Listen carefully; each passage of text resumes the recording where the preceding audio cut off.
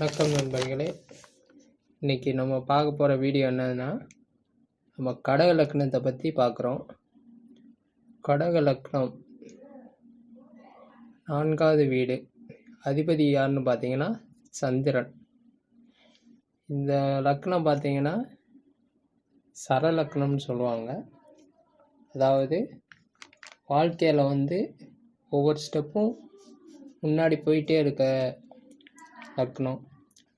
இன்னொன்று பார்த்தீங்கன்னா எல்லா லக்னத்துலேயும் அதிக வலிமை கொண்ட லக்னம் கடக லக்னம்.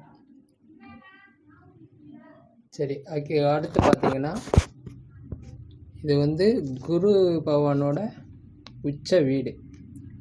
அதனால் கடக லக்னத்துக்காரங்க பார்த்தீங்கன்னா எப்போவுமே அதிர்ஷ்டசாலிகளாக தான் இருப்பாங்க.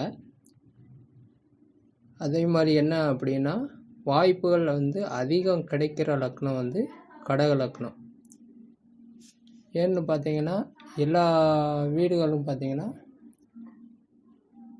2 வீடுகள் இருக்கும் ஒவ்வொரு ராசியோட அதிபதிக்கும். 12 ராசிகளில் பார்த்தா கடக ராசிக்கும் சிம்ம ராசிக்கும் பார்த்தீங்கன்னா ஒரே ஒரு அதிபதி தான். இவருக்கு சந்திரன், அவங்க சூரியன்.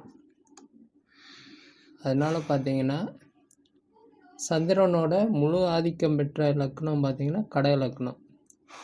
இது ஒரே ஒரு வீடு தான் சந்திரனுக்கு. அடுத்து பார்த்தீங்கன்னா செயல்திறன் அதிகம் கொண்ட லக்னம். அதாவது கடக லக்னத்தில் பிறந்தவங்க பார்த்தீங்கன்னா செயல்திறன் அதிகம் கொண்டவங்களாக இருப்பாங்க. மனோசக்தி அதிக வலிமை கொண்டவர்களாக இருப்பாங்க. இது ஒரு நீர் தத்துவ ராசி, அது நீர் தத்துவ லக்னம். இது எப்படி பார்த்தீங்கன்னா நல்ல உழைப்பாளிகளாக இருப்பாங்க. இந்த லக்னத்தில் பிறந்தவங்க உழைப்பாளியை மேன்மை அடையும் லக்னம் பார்த்திங்கன்னா கடகம். இன்னொன்று பார்த்தீங்கன்னா இவங்களுக்கு பூர்வீக சொத்து இல்லாமல் இருக்கிறது நல்லது. பூர்வீக சொத்து இருக்கிற வரைக்கும் இவங்களால் வாழ்க்கையில் ஜெயிக்க முடியாது. ஆனால் பூர்வீக சொத்து இல்லைன்னா வாழ்க்கையில் ரொம்ப வேகமாகவே ஜெயிச்சுட்டு வந்துடுவாங்க.